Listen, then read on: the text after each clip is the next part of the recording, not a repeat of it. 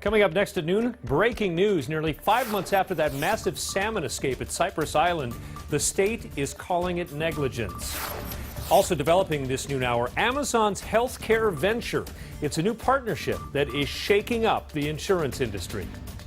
I'm meteorologist Ben Derry in the Cape 5 Weather Center. Actually seeing some sun breaks this noon hour. We'll have a forecast for the rest of your day, plus a look at the lunar eclipse happening later on tomorrow morning. Also coming up, 2 local women sharing their perspective as we get ready for President Trump's State of the Union address tonight. Good afternoon, I'm Mark Wright. This is King 5 News at noon.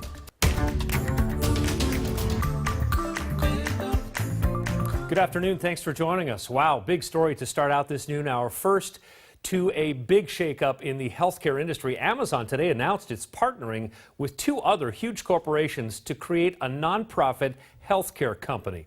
The goal is to help their employees find affordable, high-quality healthcare. So Amazon is partnering with Warren Buffett's Berkshire Hathaway and J.P. Morgan Chase. The 3 companies hope their venture will be, quote, free from profit-making incentives and focus on technology to improve simplified, high-quality, and transparent healthcare. Plans are still in the early phases, but it's having a huge impact on the healthcare industry today.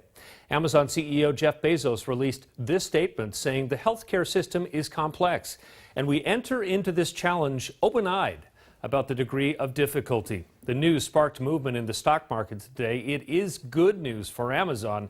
Right now, Amazon is up $6 a share at $14.23. Other healthcare stocks have plunged today, and the Dow overall down significantly, more than 373 points down. The NASDAQ tech shares down more than 71, and the S&P 500 down almost 31 points. This is the second day in a row of losses for the Dow.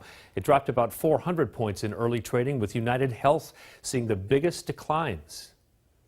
Keep tabs on that throughout the hour. Now to this, breaking news. A state investigation has found negligence was the cause of last summer's net pen collapse at a salmon farm near Port Angeles. The Department of Natural Resources released its findings at a press conference in Olympia this morning.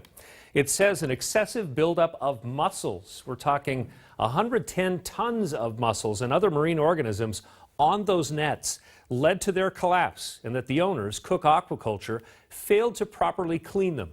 It was back in August when tens of thousands of Atlantic salmon escaped from the farm at Cypress Island.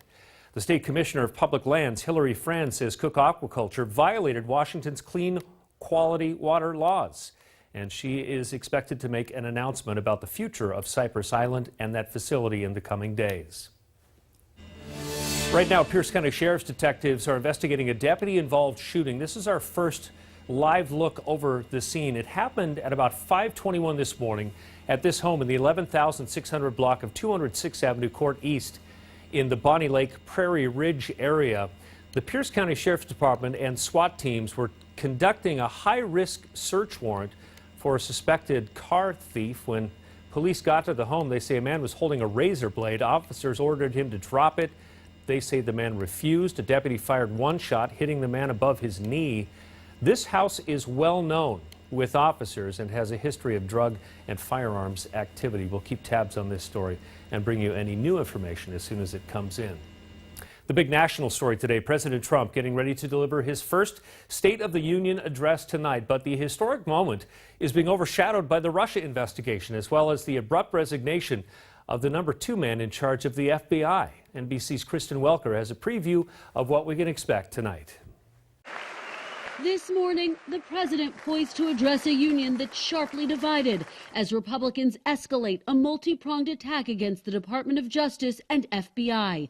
Overnight, Republicans on the House Intelligence Committee voting along party lines to release a controversial and classified memo, which purportedly accuses senior FBI officials of misconduct. Republicans say it shows the Russia probe was tainted from the start.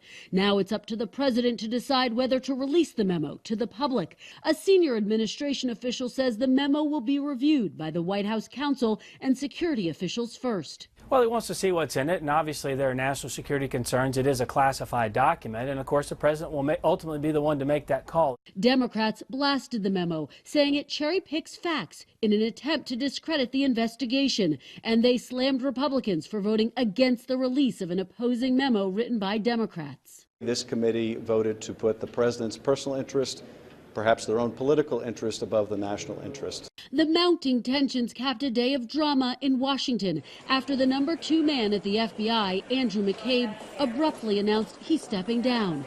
Friends and co-workers tell NBC News McCabe left on his own, but they say 2 big factors played a role in his decision to leave. The Justice Department's Inspector General will soon issue a report expected to strongly criticize how the FBI handled the Clinton email investigation, including McCabe's role. Also at issue, the sustained criticism of McCabe by President Trump on Twitter and in person, including the night the president fired James Comey. NBC News has learned the president fumed when he watched Comey, who was in L.A., board a government plane back to Washington. According to multiple sources familiar with the matter, the president called McCabe to complain and then suggested to McCabe that he ask his wife how it feels to be a loser. McCabe's wife ran for Virginia State Senate as a Democrat and lost. Overnight, former FBI Director James Comey weighing in on Twitter, saying in part, Special Agent Andrew McCabe stood tall over the last 8 months when small people were trying to tear down an institution we all depend on. The White House insisting the president had nothing to do with McCabe's departure. I didn't say the president wasn't part of this decision-making process.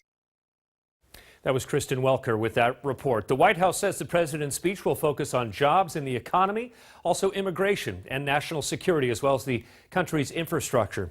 The First Lady will be there tonight, along with all of President Trump's children, except for 11-year-old Barron. A number of Democrats say they will boycott the president's speech tonight. The list from USA Today includes representatives from New York to Oregon. It also includes Washington's Congresswoman Pramila Jayapal. 60 Democrats did not attend the inauguration last year.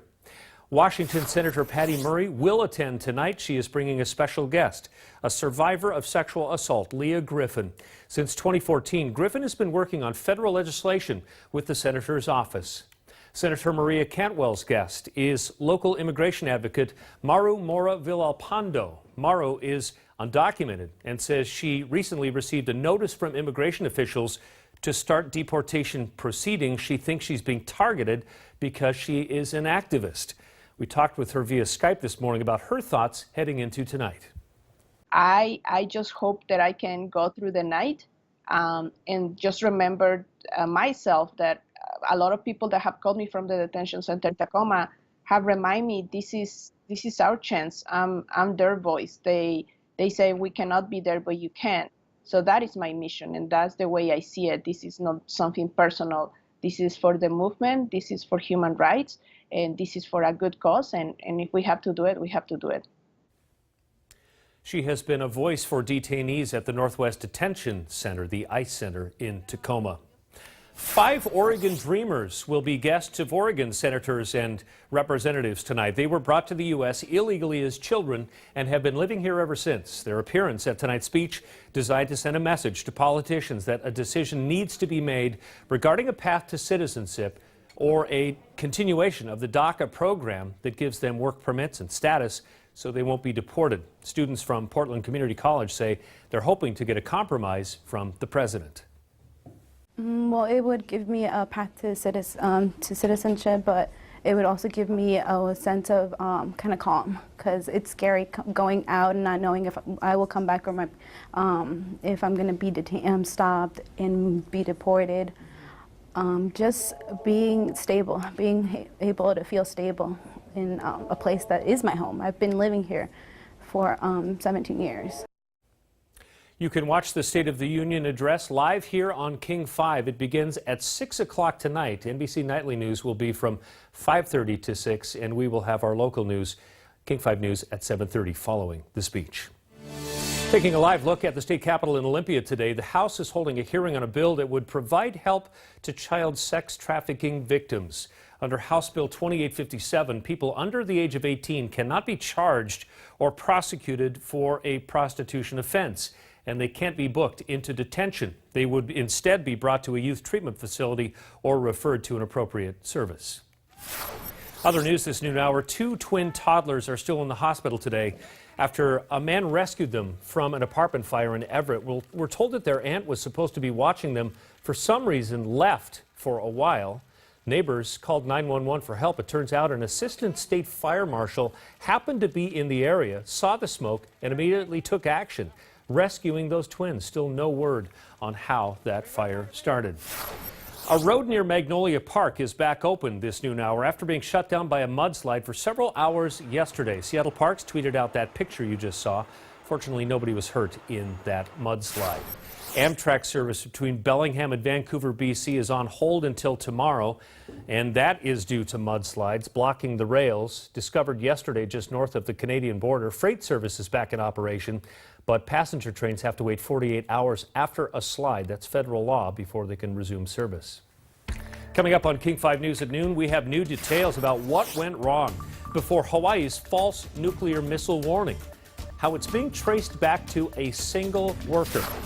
Also ahead, he's the local teen who saved the day for Patriots quarterback Tom Brady.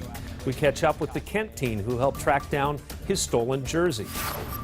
And taking a look outside this noon hour, a lot different than yesterday. We're actually seeing some sun breaks. Ben's back with your full forecast, plus a chance for a rare moon sighting. All that's coming up after the break.